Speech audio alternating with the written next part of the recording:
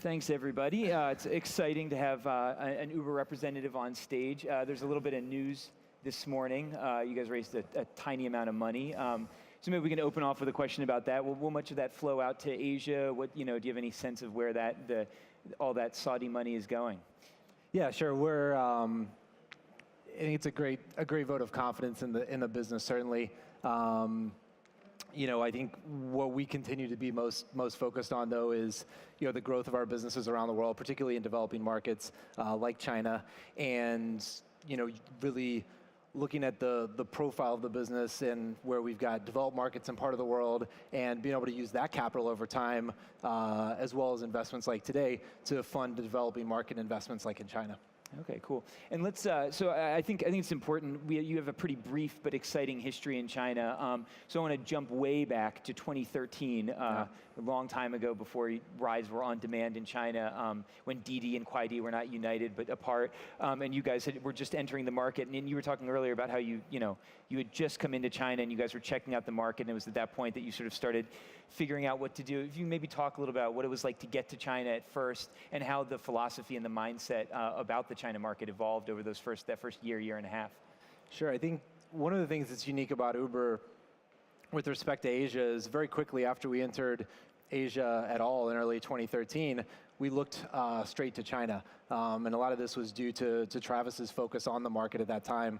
When I moved out to Asia with Uber, the first trip I took was with a few of our folks from around the world who were going to be instrumental to the China expansion effort. We went there in April of 2013 to really understand what we didn't know, recognizing that foreign companies had struggled in the market before, trying to understand why that was, so that we could take the opposite path, of course. And really, in speaking to a lot of folks, we realized that there were several principles that we thought were going to be important to be successful in China. And as we got up and running later that year, and as our commitment and growth in the market started to accelerate through 2014 into 2015, really building up China as a very locally run business for us was sort of the first key principle, making sure that we had local teams, kind of taking the best Chinese leaders that we could find, whether they were in the country at the time and knew cities very well, whether they'd been abroad and had returned back, and those really being the drivers for our businesses in cities across China. And when we started to match that talent with the technology that we had, that was really where we started to see the growth. And so, we tried to understand as much as we could to make sure that we're putting the right people on the market and really bringing the best of Uber into China. Yeah, and so, we can maybe fast forward a little bit to the beginning of 2015, late 2014. And prior to that, in China, you guys had kind of hung around, but it was mostly private drivers, and you hadn't necessarily made a big splash yet. But then in 2014, you turned on that peer-to-peer functionality that's kind of the core part of Uber. And from there, we saw really, really rapid growth. And that was when a lot of the headlines and guys like me started writing articles about you guys in China. Yeah. So maybe you can talk a little bit about what happened at that moment, and where do you think that growth came from? Because really it is fairly unprecedented in recent memory, at least for a foreign company to come in that strong into the Chinese market. I think if you look at the dynamics of China, right, you've got a level of urbanization at a scale really greater than anywhere else in the world. And for a business like Uber that's really founded on the idea of making cities better and of making it easier for riders to get around cities, that's a big opportunity. And so the peer-to-peer model really capitalizes on that. It allows the millions of people that are already on the road with a car to become part of the fabric of the transportation system there. And so, as that business model began for Uber in China, which we really pioneered in China, we were able to capture the benefits of that model for cities, right? Which is, it becomes easier to get around. You've got an ability to get a low-cost, reliable ride. For drivers, there's tremendous income earning opportunities that are created there. And that's something that, as more and more people move to cities, obviously they're looking for jobs, they're looking for employment, and the peer-to-peer model capitalizes on that.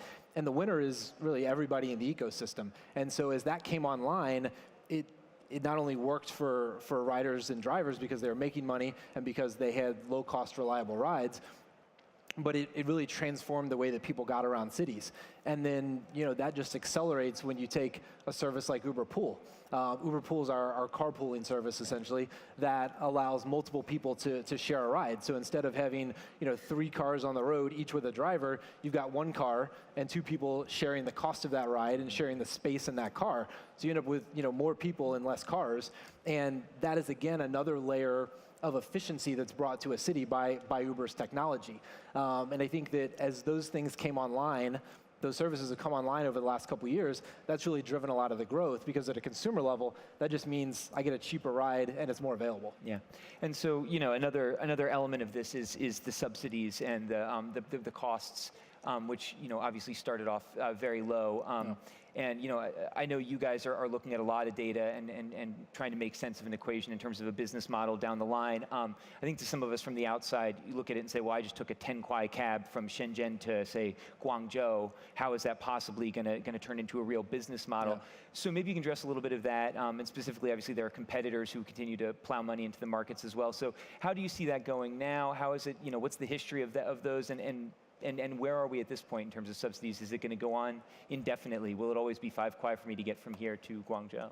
Yeah, look, I think if you look at the trend of Uber over time in all markets, you have a history of the price becoming more and more accessible to people. And that's a benefit of liquidity. That's a benefit of scale. Because what happens is, as you have more drivers that are available on the system, you have a driver that's closer to you, so they spend less of their time idle, more of their time making money, and that means the individual fare can come down. It also becomes accelerated with services like Uber Pool, as I mentioned, where you're sharing the cost of that ride with somebody else. So the long-term trajectory of the price of Uber trips, across all markets, is going to become more and more affordable with the advantages of scale and the advantages of technology. So that's sort of the baseline. Obviously, when you're the new entrant into a market, you've got to invest in the early stages. And that's been the case for us in markets all across the world. What I think has just been different about China is the scale of the opportunity, and thus the scale of the required investment to go address that, as well as a competitive factor, as you mentioned, that has really pushed the spend levels at sometimes to irrational levels. And that's not unique to this scenario. If you look back at kind of the history of how the internet has developed in China, there's been a lot of these types of investments that have been required to make it into a more mature phase. And so you don't go into China expecting it to be, cheap or easy. And I think we were eyes wide open to that going in. We've been very transparent from the beginning about, this being an investment market for us. And, what we've seen has certainly made us excited to continue to make that investment. Not just the growth that we're seeing, but the ability for that growth to turn into increasingly, or move down the path towards sustainability, let me say it that way. If you look back last summer when we were doing our fundraising, we were doing multiples less trips while spending multiples more. So said differently, we're several times bigger now while spending 75 to 80% less per trip. Mm-hmm. And so if you look at that arc, that's the type of progress that we're looking for to continue to be able to continue to want to invest in China, because you just see that moving towards a sustainable path. Okay, gotcha. And so, another big kind of but question about Uber's success in China is the issue of the government. And the Chinese government has a checkered history with foreign companies. There continue to be a lot of issues.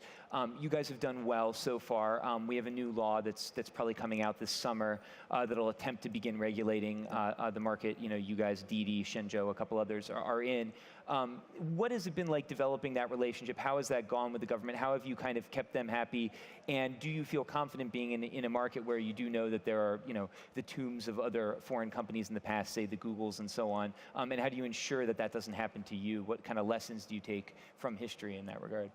Look, I think for us it starts with, what is Uber's mission, right? Our mission is to deliver transportation that's reliable as running water everywhere for everyone. And what that means is we've got to be in cities to be fulfilling our mission. We've got to be in those cities and solving problems about how people get around, or about the employment opportunities for drivers, or about extending public transportation, helping cities with kind of their last mile challenges, right? And so we have a great story to tell in terms of the benefits that Uber brings to the market.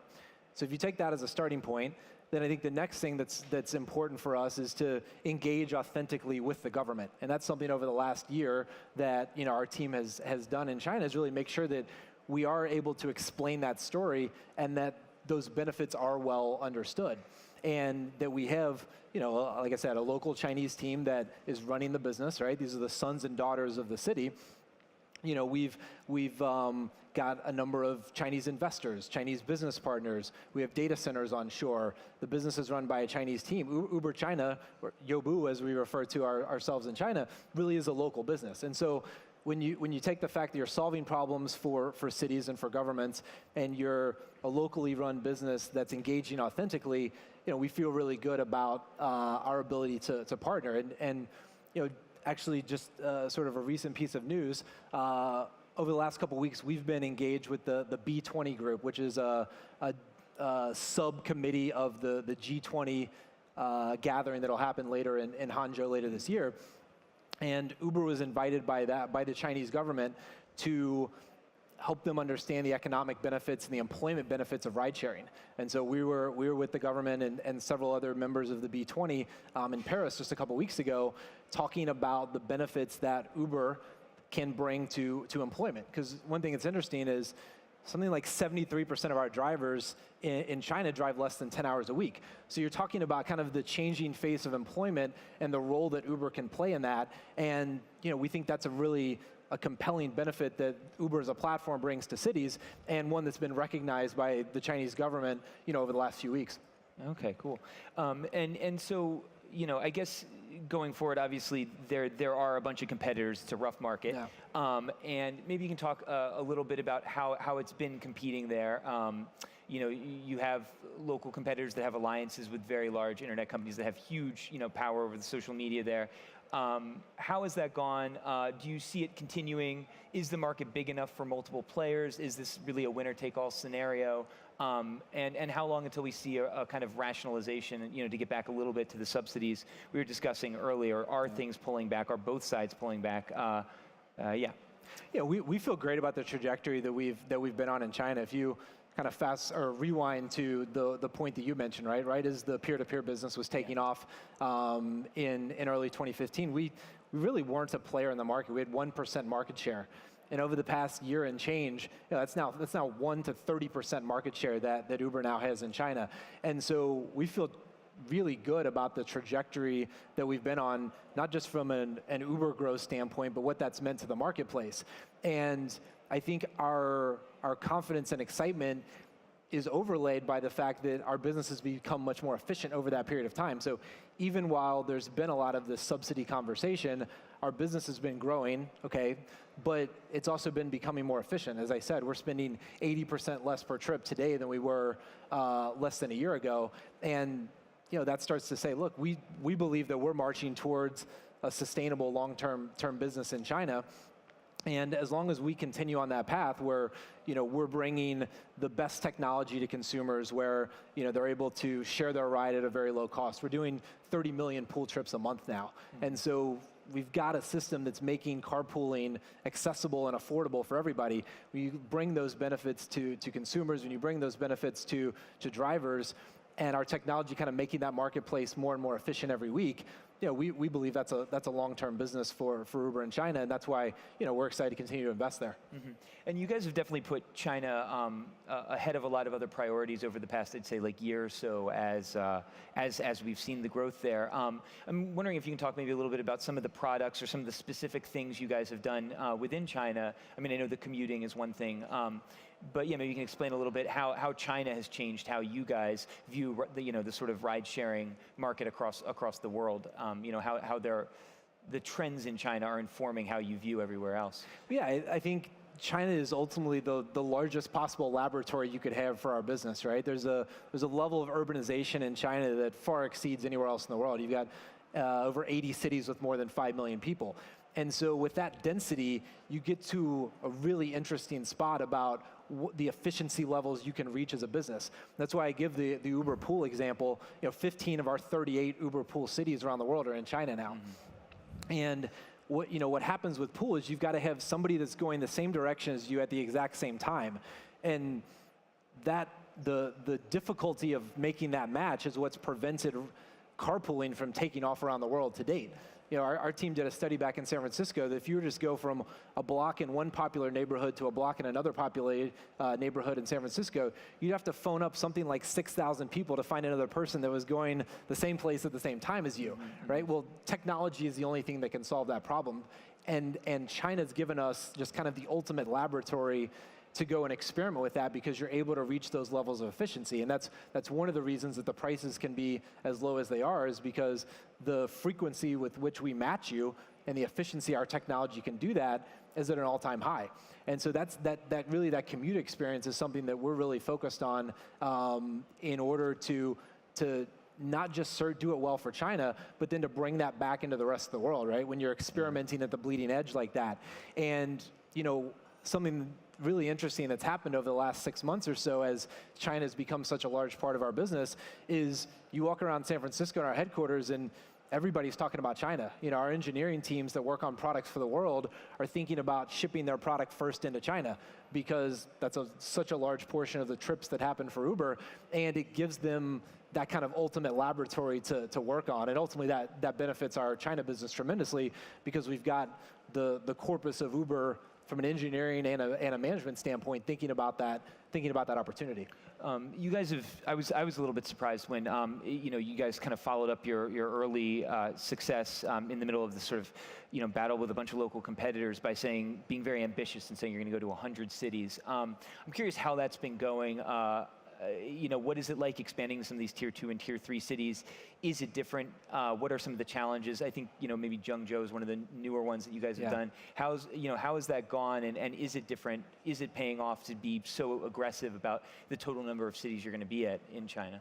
Yeah, so we're in nearly 60 cities now at this point in China, and one of the things that we've noticed is as we've expanded into cities of different tiers is sometimes the need is greater, right? If you look at, you know, Beijing or Shanghai, you've got really strong public transportation systems that exist there, but that's not the case with every city around the world, particularly as you go into tier 2 cities that are earlier in their development cycle. They may have 1 or 2 subway lines, and so that means that people have less of an ability to connect to that system. And so oftentimes the need is greater, and we've seen the adoption be really, really strong. So, you know, to give you an example, we launched in Hefei right after Chinese New Year, and within about 2 months we were north of 40% market share, right? Moving into that city, because we were able to bring, you know, that efficiency of our pool model and another option for people to get around. And, you know, I mentioned Zhengzhou.